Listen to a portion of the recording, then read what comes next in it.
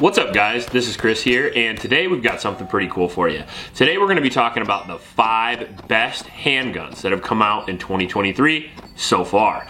As of the past few months, there's been a lot of cool handguns that have come out. That's pretty common considering SHOT Show is in January and most of the companies try to release it before or slightly after SHOT Show. The majority of guns that come out in the year usually come out in the first part of the year. So we have a lot of cool guns to choose from, and I want to give you my 5 that I think are a cut above the rest. Before we do that though, I do want to mention my Patreon supporters. Thank you guys very much. A lot of these guns were bought with the Patreon dollars. We really appreciate your support because we're here for you and not the industry. We try to give you the most honest gun content on the internet, and thank you guys for supporting and propping us up because of that. If you want to join the Patreon squad, all you have to do is go to the link in the description and sign up. Also in that description is a link to a local shelter in Ames, Iowa. It's the YSS. It could really use your help. The donate page, as always, is in the description below. Please go down there and donate to those kids. Now, let's get right into this with number 5. We have the Canik Steel Frame Rival. Now, the Canik is one of my favorite guns that have come out in 2023, so much so that it was in consideration for my new USPSA Carry Optics gun.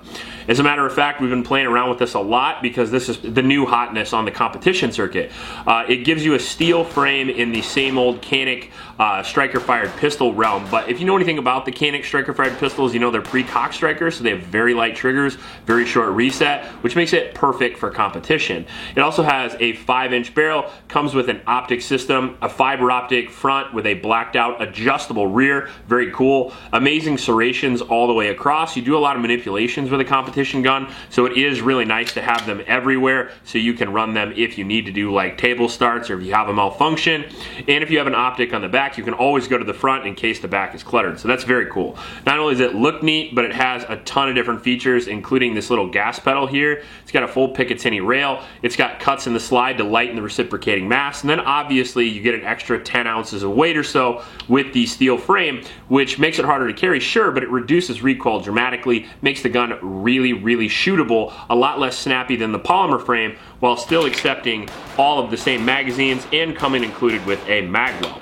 On top of that, you're also going to get the new backstrap system, which is not the same as the polymer frame. You actually get a full sleeve here, so it makes the grip even bigger, which is very nice. It has ambi controls and obviously a swappable magazine release, and it does come with an overall weight of 39 ounces without the magazine, coming in a little bit under some of the competition guns like the Shadow 2 at like 44 ounces, but I think it actually is a nice mix because if you get the gun too heavy, you can't transition between targets and you can't draw very quickly, and it just fatigues you more manipulating the gun for a long period of time. So I think Canik really knocked it out of the park with this guy. You can get this for around $1,000, maybe up to $1,200, which makes it one of the better deals on the market for a solid competition gun. But again, you can also use this for home defense. In at number 4, we have the IWI Masada Slim. I think it's my wife's favorite gun of the year, I would say. This is like up for your new carry gun, right? We're also running the new EPS Carry, which is the new hot micro optic as well, which will, I guess, highlight the fact that it does come optics ready out of the box, and it is direct mount for whatever the small Holosun cut is, the Shield RMS sight. And we have a 3-inch barrel, we have serrations in the front. It is a striker-fired polymer frame pistol with a flat face trigger that does break at 90 degrees, so it is pretty accurate even though the trigger is a little heavier. We have a great undercut, the grip is shockingly comfortable, and you can get really high in the gun, allowing you to control that recoil way better than you probably should for a gun this small. The overall weight on this is just 20 ounces, and it does come with 2 13-round magazines, so you get 13 plus 1 in the pipe, making it almost the capacity of a Glock 19 while having a very small, light, and concealable package that you can still shoot really well and hit at distance, even up to 50 or even 100 yards if you're getting really lucky. Steel sights out of the factory, a solid grip texture, good magazine release, the controls are great, swappable magazine release again for you lefties, and you're gonna have all the features that you're gonna want for a Micro 9, but you're not gonna have to pay a whole lot for it. Around $400 entry fee for this guy makes it an amazing buy for the money. In number 3, we have a gun that really impressed me. This is the Smith & Wesson M&P 5.7. This is a gun not a lot of people saw coming in the industry, and I'm not really sure why, because this year is the year of 5.7. That's obvious. There's so many different 5.7 caliber handguns coming out, and part of the reason for that is because it's a low recoil round, and it's actually getting cheap enough to sort of shoot sometimes. You get a lot of capacity in the gun, 22 rounds plus one. You get 2 magazines with the gun. That's very nice. It is a 5.5-inch threaded barrel with some slide cuts, optic cut right out of the factory, steel sights, front serrations, Picatinny rail for lights and lasers, and a fantastic trigger, especially considering it's a Smith & Wesson, which has good triggers, but never usually this good. Breaks right at 90 degrees, flat face. No longer do you have to worry about the articulating trigger of the M&P. They have gone to a much better system. Not only that, but the grip has great texture, and the 5.7 grips are very, very thin, and overall, the pistol is shockingly thin at a little over an inch, even though you get a 22 round capacity.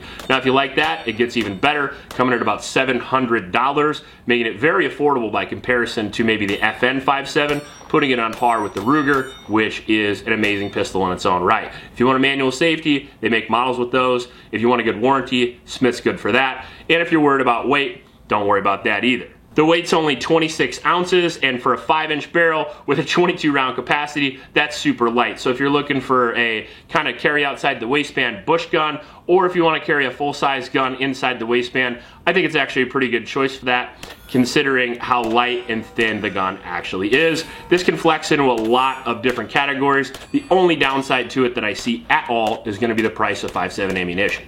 In at number 2, possibly my new carry gun. Fuck, I put another Canik on the list. I try not to do more than one brand per list. I just couldn't leave either one of these off the list because they're 2 of my favorite guns of the year, and they do match up very well together if you're looking for a competition and a carry gun. Putting them together, it's not a bad combo, but all by themselves, they're great as well. This is the Canik Meta MC9. I've been waiting for a P99 clone Micro 9 for some time. For those of you who know, I like the VP9, the PDP, PPQ, and the Canik series of pistols because they all have similar ergonomics and amazing triggers. Canik is kind of the lower budget end of that, but it doesn't skimp on quality or features, which is very nice. This gun is an example of that. With a 3-inch barrel, very lightweight, 21 ounces, you can still get a 12+1 or even a 15+1 capacity. Think like a slim Glock 26, kind of. Maybe a little bit bigger than that. Maybe a higher quality Taurus G3 that's a little slimmer. That's kind of the way I look at it. It's a little bit bigger than the P365, kind of on par with the M&P Shield. And what you get out of it is that same great pre-cocked striker trigger that allows me to get a lot of accuracy and speed.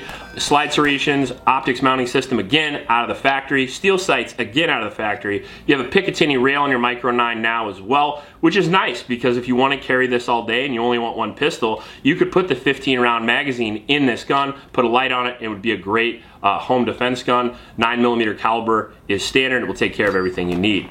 You get the backstrap kit, you get good texture on the grip, the magazines and all the features work really well, and they are ambi. So if you're a left-hander, this is a great gun for you as well. Good recoil control, and all coming out for about the $450 price point. This gun, in my opinion, is going to put a lot of the popular Micro 9s on the market right now in check.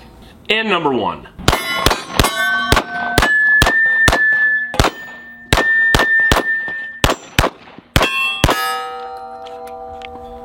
And I think if you watch the channel, it kind of seems obvious because I already kind of gave it away about a month and a half ago. But it's the freaking DWX. And the reason for that is because this is the most anticipated gun that I've ever pretty much waited for. It is a mixture of 2 of my favorite guns, the CZ75 and the 2011. You get a little bit of the best of both worlds with this because a company like Dan Wesson, for example, which makes great 2011s, happens to be owned by CZ, so we were very fortunate that this combination could even exist. It is a full 5-inch barrel, slide serrations, a little bit thicker slide than a CZ75, more on par with the 2011. It also has a reverse crown barrel, fiber optic sights, a combat hammer, a very, very nice trigger, ambi safety, which is nice as well. The CZ75 grip with the grip panels, which feel great. It comes with aluminum, heavily textured grips, 25 lines per inch checkering, and you can get very high up on the gun because there is no grip safety like a 2011, and that's very nice. Now, the one upside I think the 2011 has over the CZ is going to be the straight to the rear single action only trigger, and the reason why I like that so much is because I can get the trigger reach I want on my finger. The CZ75 trigger breaks all the way at the back of the trigger guard, whereas not only you can get one further up, but you can even now get longer and longer triggers, which is very nice. So I get to mix where I like to put my hand with the CZ75 and where I like to put my finger with the 2011. Now on top of that, you get absolutely unbelievable accuracy with this gun. worst things have happened. First shot of 2023, 75 yards, we get a hit. About 2 inches at 50 yards if you do your part. Good luck with that. It's more accurate than you, I promise you. And you get phenomenal recoil control with 19 round magazines right out of the box. It takes TZ P10F magazines, and that's very cool because I have a bunch of those, but they obviously come with their own magazines themselves. And we also have an extended magazine release, which is really nice. So all the features you would ever want for your competition gun or your plinking gun wrapped up into one very high quality, reliable, fast, and accurate package. Now again, the only downside of the DWX is kind of kill your fun a little bit. It is $2,000, but trust me, if you're looking for a race pistol, it's hard to go wrong with the DWX. I hope you like my list of the best new pistols of 2023. If you have a different list, please put it in the comment section below. I may not even know some of the guns that have come out in 2023, but I would like to. So if you put your list in below, I'll make sure to check it out, and maybe there'll be a couple in there that I would like to review. If you want to see me review some guns in the future, make sure to put that in the comment section below as well. Make sure to like and subscribe. Please help out your local homeless shelters, and remember to recycle. I'll check you later.